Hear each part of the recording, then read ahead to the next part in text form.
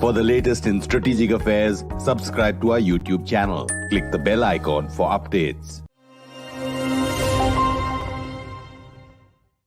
And my guest today is former Foreign Secretary, India's ambassador to China, to US, former Foreign Service officer, and a China scholar, if I must say, because of something that she's done all her life. And of course, recently, Mrs. Nirupama Rao.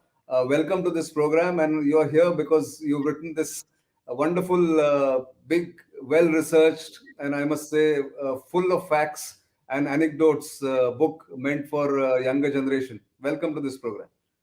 Thank you, Nitin. Wonderful to be back on the show. Thank you. Thank you.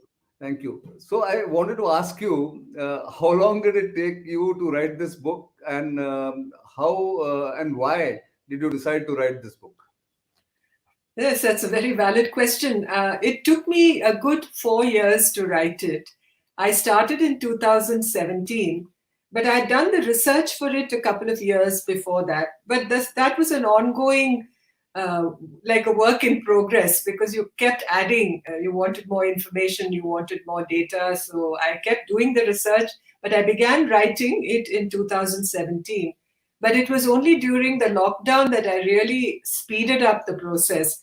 Because for one, you are perforce, not able to move out of your house or your location. And secondly, I realized that time was running by, and with the Chinese, the violence in Galwan particularly, there was a lot of focus on this problem.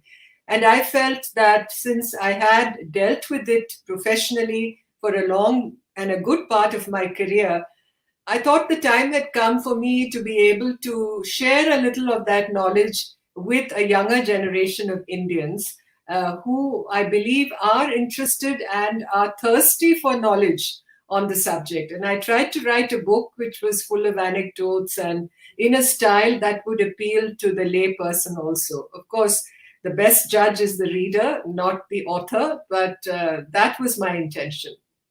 And I think you've succeeded in that intention, because having read this book over the weekend, the Diwali weekend, and got absorbed into it, for someone like me who's been interested in the subject of India-China relations, border, having lived in the Northeast for a long time, I always knew the fragments of information. So most of the information was not new to me, for instance.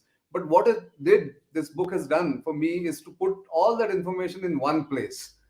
Because the earlier books or other books that have been written on this subject have had focus on a particular era or particular years.